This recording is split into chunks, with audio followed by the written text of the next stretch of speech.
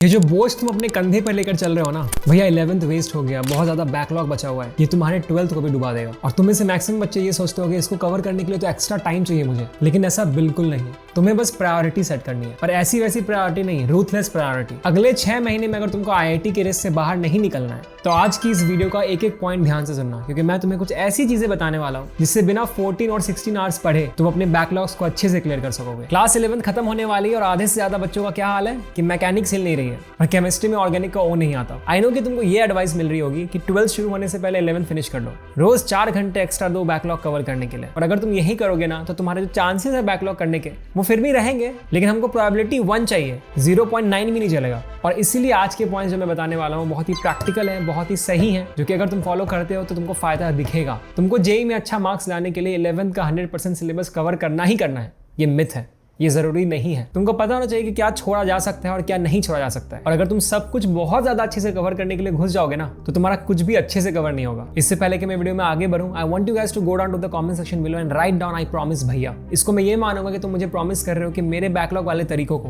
और अपने मोटिवेशन और डिटर्मिनेशन से तुम बैकलॉग को हराने के लिए रेडी हो। और इस कॉमेंट से होगा कुछ भी नहीं, बस एक अकाउंटेबिलिटी आएगी कि यार मैंने भैया के वीडियो पे ये बोला है तो मैं डेफिनेटली ये करके रहूंगा। Point number 1, don't skip current classes. बच्चे गलती ये कर रहे हैं कि क्योंकि उनका बैकलॉग बहुत ज्यादा इकट्ठा हो गया है तो आज जो कोचिंग में थर्मोडायनामिक्स पढ़ाया जा रहा है या इलेक्ट्रोमैग्नेटिज्म पढ़ाया जा रहा है उसकी क्लास अटेंड ही नहीं कर रहे हैं। क्यों? क्योंकि भैया मैं ना बैकलॉग क्लियर कर रहा हूँ। ये चीज रूल बना लो कि आपको प्रेजेंट डे कोचिंग में जो भी चल रहा है उसको अच्छे से फॉलो करना है, कितना ही बैकलॉग क्यों ना हो गया हो। आप प्रेजेंट डे कोचिंग को कॉम्प्रोमाइज नहीं कर सकते। एंड बात ऑब्वियस है कि आज जो करंट डे में तुम छोड़ोगे ना वो कल जाके बैकलॉग बन जाएगा, और ये जो बैकलॉग का साइकिल है वो कभी खत्म ही नहीं होगा। बैकलॉग ना एक एक्स बॉयफ्रेंड या गर्लफ्रेंड की तरह है, उसकी याद आएगी लेकिन उसके चक्कर में अपने करंट पार्टनर को इग्नोर नहीं कर सकते। और तुम्हारा करंट पार्टनर यहाँ पे वो सब्जेक्ट्स, वो चैप्टर्स हैं जो कि अभी कोचिंग में चल रहे हैं। तो मैं हमेशा ये रिकमेंड करूंगा कि जो अभी कोचिंग में चल रहा है ना, पहले प्रायोरिटी उसको दो, उसमें से टाइम निकाल के हम बैकलॉग पे फोकस करेंगे। अगर मान लो वो चैप्टर ऐसा है कि यार बहुत टफ है समझने में क्योंकि पहले का कुछ चीजें छूटी हुई हैं, तो कोई बात नहीं, एक्स्ट्रा पहले की चीजें थोड़ा सा पढ़ के जाओ। थोड़ा हार्डवर्क लगेगा बट वो भी तुम्हारी गलती के कारण लग रहा है ना। तो करंट चैप्टर्स का तो समझ में आ गया, लेकिन जो पहाड़ खड़ा हो गया उसको कैसे कवर करेंगे और क्या पूरा का पूरा बैकलॉग क्लियर करना जरूरी है। It brings me two point number 2, identify important chapters. तुम्हें क्या लगता है कि 12th में सर्वाइव करने के लिए 11th आना चाहिए पूरा का पूरा? द आंसर इज नो, झूठ है। 12th को समझने के लिए तुमको 11th के 20 to 25% चीजें आनी चाहिए बस। अगर तुम्हें रोटेशन नहीं आता तो 12th के इलेक्ट्रॉनिक्स में कोई दिक्कत नहीं आएगी, लेकिन अगर तुम्हें वेक्टर नहीं आता तो तुम 12th के पहले दिन से ही चीजों को नहीं समझोगे। तो अपने बैकलॉग्स को तुम्हें 2 हिस्सों में बांटना है। लिस्ट ए होगा इंपॉर्टेंट चैप्टर्स का और ये होंगे must do chapters before 12th। Physics में है vectors, kinematics, NLM, work, power, energy, और यहाँ पे तुम रोटेशन, फ्लूइड्स और वेव्स को छोड़ सकते हो अभी के लिए। केमिस्ट्री में mole concept, chemical bonding, periodic table and general organic chemistry. यहाँ पे तुम इक्विलिब्रियम और स्टेट्स ऑफ मैटर को छोड़ सकते हो अभी के लिए। और मैथ्स में basic mathematics, log, quadratic equations, sequence and series, trigonometry formula, and यहाँ पे तुम छोड़ सकते हो conic section and binomial theorem को। सिमिलरिटी होगा लिस्ट भी तुम्हारे पास कि क्या चीजें तुमको छोड़ देनी है अभी।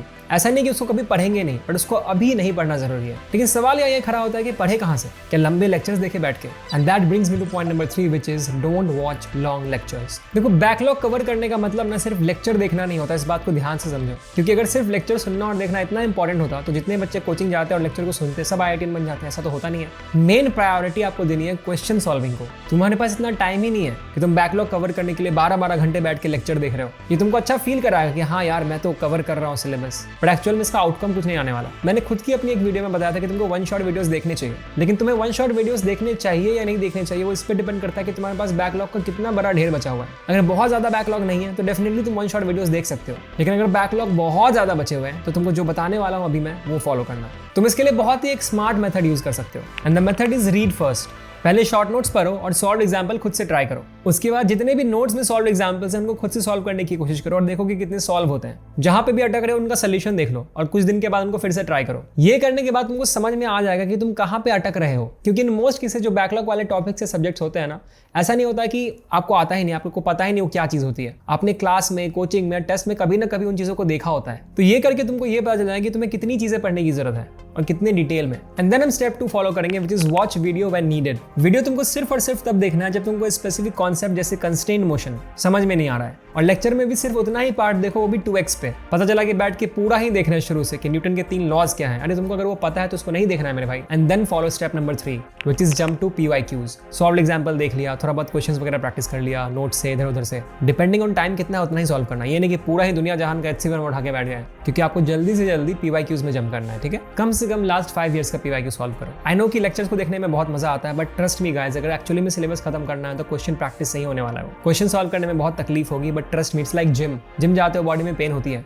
बट एक्चुअली में वही पेन से ही बॉडी बनती है। तो इस चीज को समझना और प्लीज क्वेश्चंस प्रैक्टिस करना। Now comes point number 4 which is don't make new notes. अभी तुम्हारे पास इतना टाइम ही नहीं कि तुम बैठ के डिटेल में नोट्स बनाओ। तो अगर तुम ये सोच रहे हो कि तुम अभी सुंदर सुंदर नोट्स बनाओगे बैठ के, तो ये तुम अफोर्ड नहीं कर सकते हो। It's a waste of time for you. Just print it from somewhere मेरे भाई, जस्ट प्रिंट करो या फिर कॉपी कर लो किसी का, कोई टॉपर वगैरह होगा ना, उनके अच्छे नोट्स सुंदर वाले लेके आ जाओ। अभी इस टाइम पे ना बहुत सारी कोचिंग्स भी नोट्स प्रोवाइड करती है, तुम वो भी ले सकते हो। और जब तुम उस नोट्स को पढ़ रहे होगे, वहां पे तुमको कुछ भी लग रहा है कि कुछ मिस हो रहा है, वहां पे वो चीज लिख देना। उस पूरे नोट्स को अपने अकॉर्डिंग ऑप्टिमाइज कर दो, एंड उसके बाद जब वो पूरी चीज खत्म हो जाए, वो चैप्टर खत्म हो जाए, टॉपिक खत्म हो जाए, तब जाके खुद का एक शॉर्ट नोट्स बनाना, जहाँ पे तुमने जो भी चीजें पढ़ी है उसको शॉर्ट में लिख देना पूरा, और बिना देखे लिखना। It will be like a recall thing for your mind. अपने आप रिवीजन भी हो जाएगा, और जितना क्रिस्प, जितना छोटा लिख सको उतने छोटे में लिखना, ताकि जब तुमको वापस से रिवाइज करना हो तो तुरंत हो जाए। A4 साइज पेपर में सब कुछ लिख दिया, ऐसा कुछ। तो इस पूरे टाइम का यूज हम नोट्स बनाने में नहीं करेंगे, हम यूज करेंगे उस टाइम को क्वेश्चन सॉल्व करने में। 5 घंटे नोट्स बनाने से अच्छा है कि 50 क्वेश्चन सॉल्व कर लो PYQ का, ठीक है। हाँ, एट द सेम टाइम जो क्लास तुम्हारी अभी करंटली चल रही है कोचिंग में, उनका नोट्स अच्छे से बनाना प्लीज। ये नहीं कि भैया ने बोला था नोट्स नहीं बनाने के लिए तो मैं उनका भी नहीं बनाऊंगा, नहीं, मैं सिर्फ बैकलॉग के लिए कह रहा हूँ, और वो भी मैं डिटेल नोट्स बनाने के लिए बना कर रहा हूँ, ना कि शॉर्ट नोट्स। वो तो बनाना ही है भैया। सारी स्ट्रैटेजीज तो समझ में आ गई, लेकिन टाइम कहाँ है? स्कूल है, कोचिंग है, बैकलॉग के लिए टाइम निकालू कैसे? This brings me to the next point, the performance lab. अगर तुम्हें अपना इंप्रूवमेंट चेक करना है, तुमको रेगुलर टेस्ट देना होगा, और इसी चीज को ध्यान में रखते हुए ना मैंने अपनी IITians की टीम के साथ एक टेस्ट सीरीज बनाई है, जो कि हमारे प्लेटफॉर्म pathshala.innova.com पे अवेलेबल है। बेस्ट पार्ट कि हम क्लास 11 के लिए स्पेसिफिकली टेस्ट सीरीज भी प्रोवाइड करते हैं। ये मत सोचना कि पूरे सिलेबस का 11-12 का ही होगा, इतना ही नहीं, वहाँ पे तुम जाके चैप्टर वाइज टेस्ट भी दे सकते हो। एंड जो बेस्ट फीचर है हमारे प्लेटफॉर्म का वो ये है कि टेस्ट के बाद हमारा प्लेटफॉर्म तुमको SWOT एनालिसिस देता है, जिसका मतलब ये है कि टेस्ट के बाद हमारा प्लेटफॉर्म खुद तुमको बताएगा कि कौन से ऐसे टॉपिक्स है जहाँ पे तुम मैक्सिमम क्वेश्चंस गलत कर रहे हो, और प्लेटफॉर्म तुमको उन्हीं टॉपिक से ढेर सारे और सिमिलर क्वेश्चंस भी रिकमेंड करके देगा, ताकि तुम उनको सॉल्व करके उनको स्ट्रॉन्ग कर लो। You can visit pathshala.innova.com right now, और just click on the link in the description. लेकिन पता क्या, सिर्फ टेस्ट देना काफी नहीं होगा। अगर गलतियां अच्छे से सॉल्व नहीं हुई ना, अगर उनको फिक्स नहीं किया गया, तो वही गलतियां वापस रिपीट होंगी। Which brings me to the next point which is weekly control room. तुम्हें ना बैकलॉग तब डिमोटिवेट करेगा जब तुमको तुम्हारी वीकली प्रोग्रेस दिखाई नहीं देगी। तुम मेहनत कर रहे हो, बहुत मेहनत कर रहे हो, पढ़ाई चल रही है, बट तुमको पता ही नहीं चल रहा कि तुम कितना इंप्रूव कर रहे हो, तभी तुमको फ्रस्ट्रेशन आता है और तभी तुम गिव अप कर देते हो। इसलिए हर वीक ना अपना एक छोटा सा मिनी टारगेट सेट करो। जैसे मान लो इस वीक में फिजिक्स में NLM का 50 क्वेश्चन कंप्लीट करना है, केमिस्ट्री में मोल कॉन्सेप्ट का रिवीजन करना है और थोड़ी सी ऑर्गेनिक रिएक्शन सॉर्ट करनी है, और मैथ्स में क्वाड्रेटिक के फॉर्मुलाज प्रॉपर्ली मास्टर करने हैं। फिर वीक के एंड में ना उसी सेगमेंट का थोड़ा सा टेस्ट दे दो पाठशाला.innova प्लेटफॉर्म पे। टॉपिक सेलेक्ट किया और उस टॉपिक का टेस्ट दे दिया, देखोगे तुम्हारा कितना इंप्रूवमेंट हुआ है। एक ऑनेस्ट मिनी रिव्यू करो कि कितना कंप्लीट हुआ है और क्या पेंडिंग रह गया है, और उस पॉइंट पे फिर नेक्स्ट वीक का टारगेट सेट कर दो। और साथ में कुछ बेसिक रूल्स फॉलो करो कि बार बार तुम रिसोर्स चेंज नहीं करोगे, कि एक बार इस टीचर से, फिर उसके बाद उस टीचर से, फिर इस बुक से, उस बुक से, ये सब नहीं करना है। Backlog is so much about discipline कि मैं तुमको बता नहीं सकता। तो प्लीज डिसिप्लिन रहना और कंसिस्टेंट रहना, सच में फोड़ दोगे। एंड मैं बस इतना बोलूंगा कि बैकलॉग ना कोई पाप नहीं है। 90% बच्चों का ना किसी पॉइंट पे कोई ना कोई बैकलॉग रहता ही है, अनअवॉइडेबल है। कोई बीमार पड़ गया, कुछ प्रॉब्लम आ गई, बहुत सारी चीजें होती है लाइफ में यार। ये बिल्कुल मैटर नहीं करता कि इस पॉइंट ऑफ टाइम पे तुम्हारा कितना बैकलॉग है। मैटर ये करता है कि क्या तुमने अपना पूरा सिलेबस अच्छे से एग्जाम वाले दिन तक खत्म कर लिया है। अगर उसका आंसर हाँ है तो डजंट मैटर के बीच में कितने ही बैकलॉग्स क्यों ना रहे हो। आज ही लिस्ट बनाओ, एक प्रॉपर रूटीन बनाओ, दीवार पे चिपका दो और फॉलो करना शुरू करो। इसके अलावा अगर कोई भी डाउट है किसी भी चीज को लेकर, तो प्लीज नीचे कमेंट सेक्शन में जरूर पूछना। I will be back with a new video on that topic for sure. Thank you so much for watching. This is Eclipse Nova signing off.